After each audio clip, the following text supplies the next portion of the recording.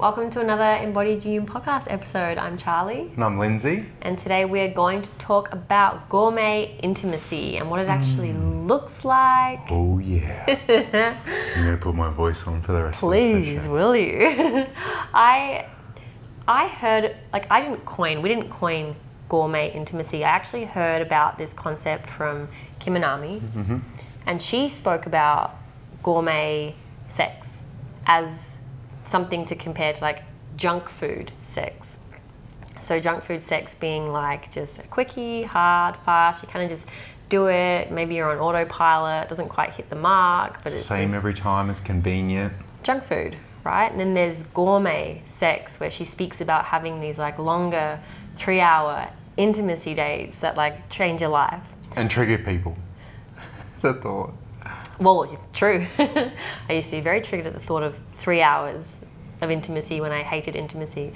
But anyway, what we've done since is kind of taken this concept of gourmet and applied it in a more broader sense to like how you spend time in your relationship. So there's like junk food quality time and then there's gourmet quality time. Yeah, and I guess the part in that is it's a lot of couples in what I've experienced, especially lately, is talking around that, oh, we don't have enough time. It's like, you have plenty of time. I reckon I would challenge you that you just don't know what to do with the time that you have. And maybe they don't have plenty of time, but it's like you can create gourmet quality time in 20 minutes if that's literally all you have. That's right. If, like you're saying, you just know what to do. And I think, so what might be underpinning this concept around gourmet to me is like, what would constitute gourmet versus junk food to me is like, it has a real, the special ingredient to me is presence. Yeah, and I think it could be helpful if we kind of talk about like, what does junk food quality time look like? So you can really, because this is what I think, especially when couples have been together longer, they can fall into the trap of like, well, we're spending time together. We are spending time together. We're physically together. But if I was to think about what would make it more junk food, it's like maybe you're side by side on the couch, but you're not present, as you're saying. It's like you're watching TV. Okay, so like, so watching TV together, commuting or driving together. It's like, you might be just the both of you and then might be no kids there, but it's not really like gourmet. There's not really like, the focus isn't on you two and your connection. It's like doing something else. You might be on the couch together, but you're distracted by your phones. You might be like eating together, but you're just kind of still like in your head. I'll even say like you might be minding your kids together and like the family is all physically together, but there's still a level of disconnection. So that's where couples are like, but we are spending time together.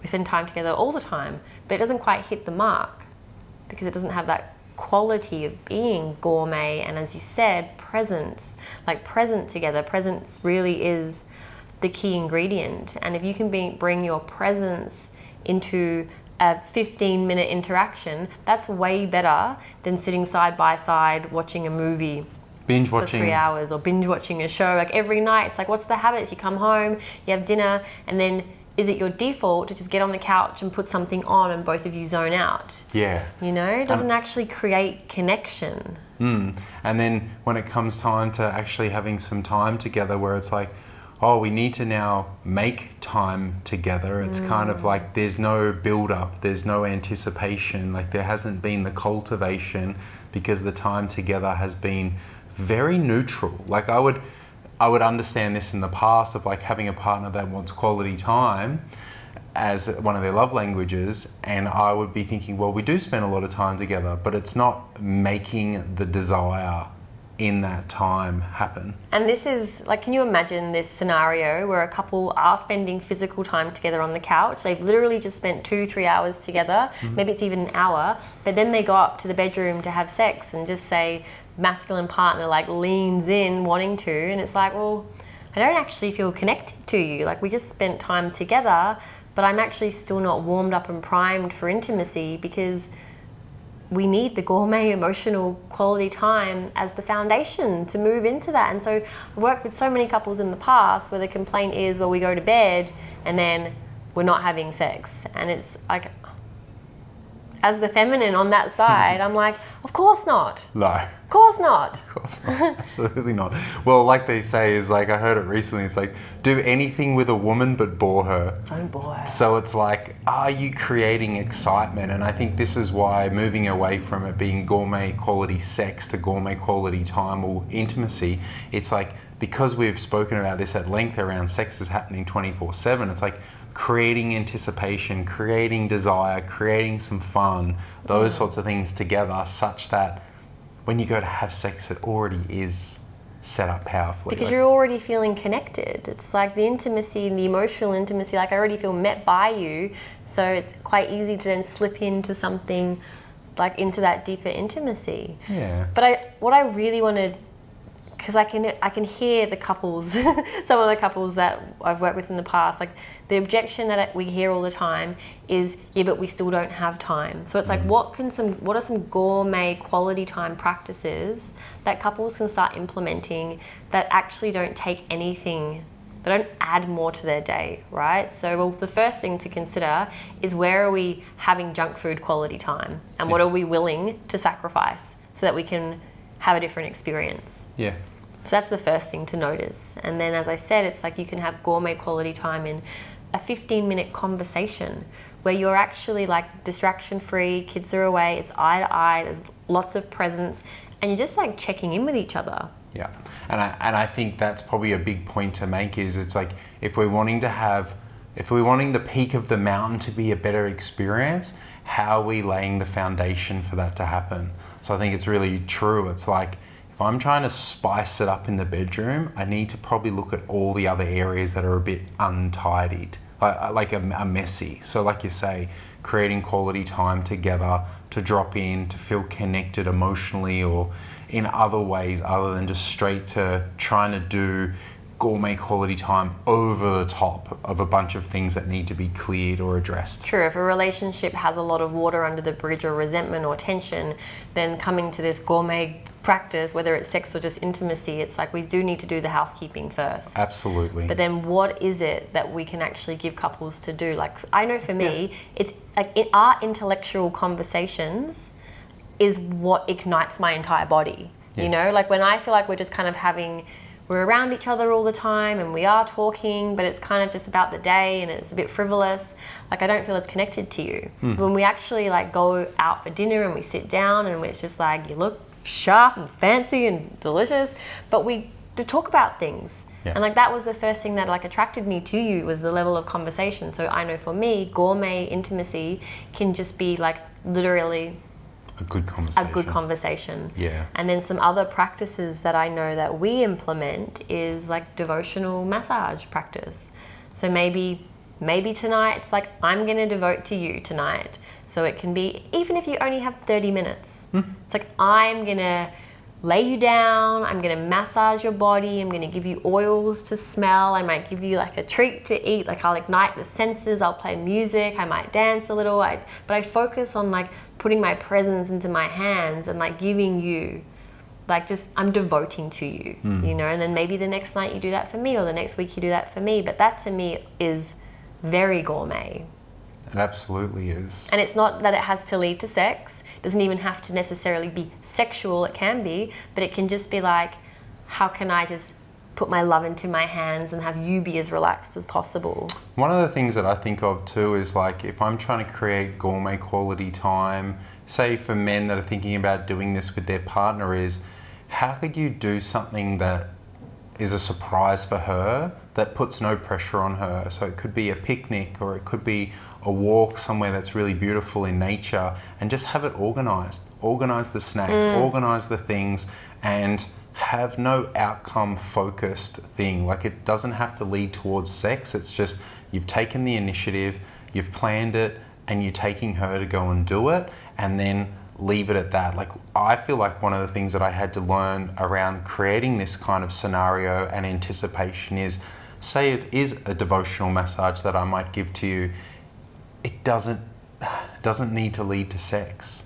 Well, the thing is, if you're massaging me and I know that you have the agenda of sex, then I'm already shut down to it. Like, as someone who's quite sensitive to pressure and Like my desire is not very spontaneous, like it is more responsive. Like if I feel like you come at me with some kind of agenda, I shut down a little bit. So it's like, I think that's a really important part of this practice. Like if you want your woman to open to you, it's like put your agendas in the bin and like let it happen naturally. Yeah, absolutely. So these are some of the things that I think of, and like one of the things that I did a couple of weeks ago, forget what the... It was Easter. You did a surprise Easter egg hunt, and instead of it, instead of it being chocolate, there was chocolate. There was 13 chocolates hidden around the villa with little sexy notes, like little cute things, like I'm going to play with your hair for 15 minutes, or I'm going to massage you for 15 minutes. And some of them are quite sexual, some of them are very sensual, some of them were cute, but that was... Some of them were for me, some of them were for you. And it was so much fun. Like you created something that was so playful and surprising, and just...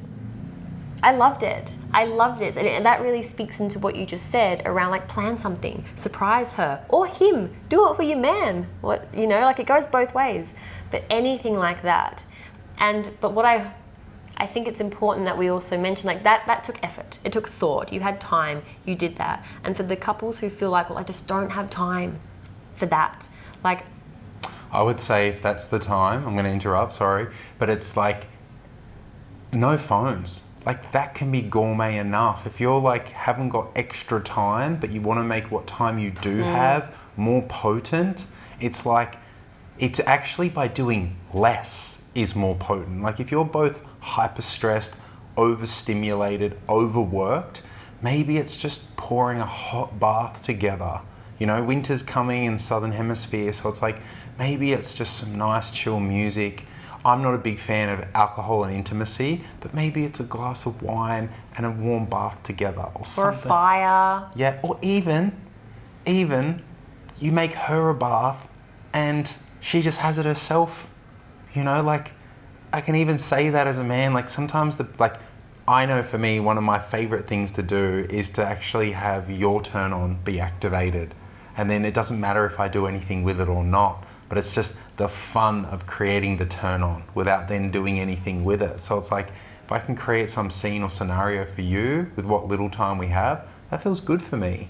And it might feel good for others in their relationship of just like having their partner be turned on. But it doesn't even have to be about turn on, like gourmet time is just like really about seeing each other.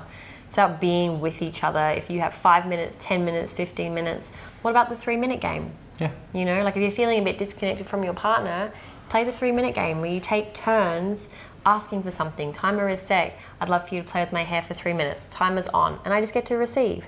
And then we swap. And we do that, say, a couple times each. It's 10, 15 minutes. And afterwards, we're both a puddle. It's melty.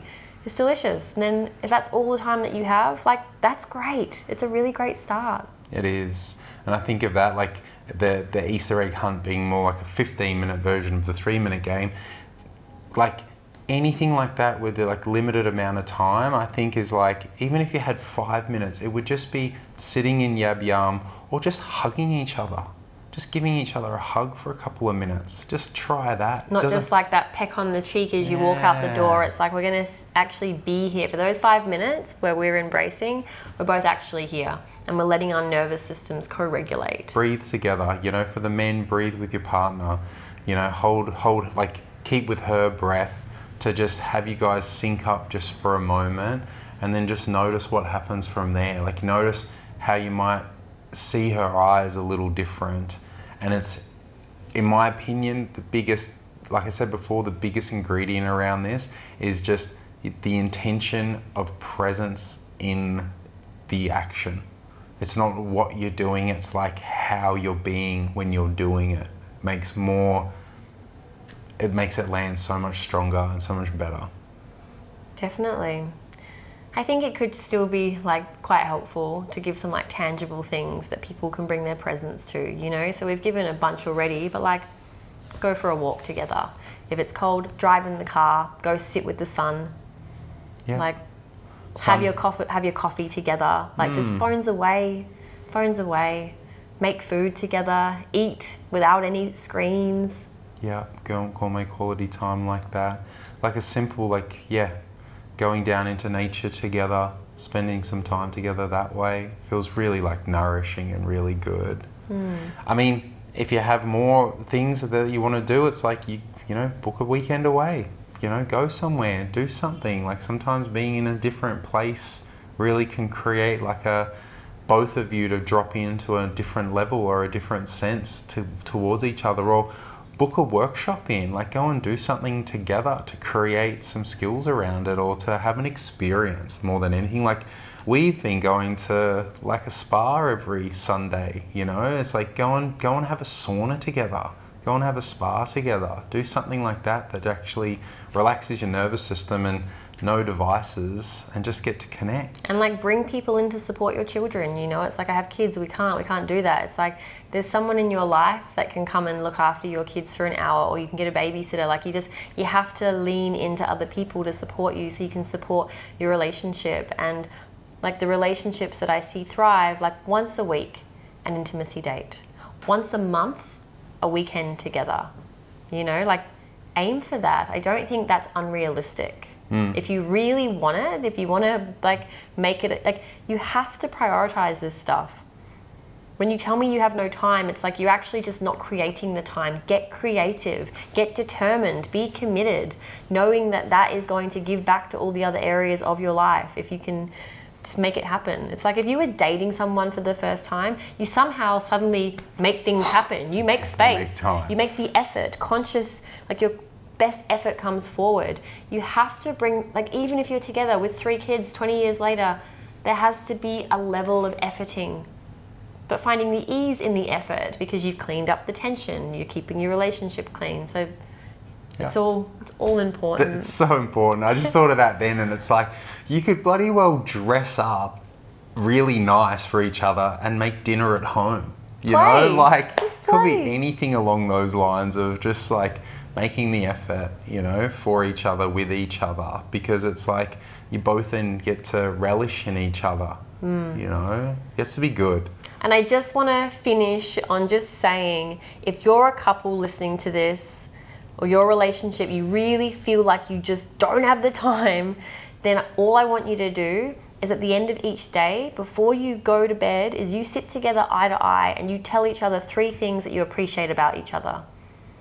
It's not even a 5-minute practice, but you do it, you commit to that, you sit eye to eye. If you have the capacity, you sit in yab yum, where your legs are kind of wrapped around each other, the lighter, the feminine is on top, it's heart to heart, it's eye to eye, you breathe together. And what I love about you is, what I appreciate about you is, this is like, if you have no time, you start there. You just start right there. All right, I think we're going to leave it on that. Thank you so much for tuning in to the Embodied Union podcast. If you have any questions, you can contact us. Lindsay B on Instagram. I am Charlie S. Hannah, Embodied Union. Yeah. So, and if you're listening to us on YouTube, give us a like and a follow, and we will see you guys next week. Thanks, my love. Love you, Critter.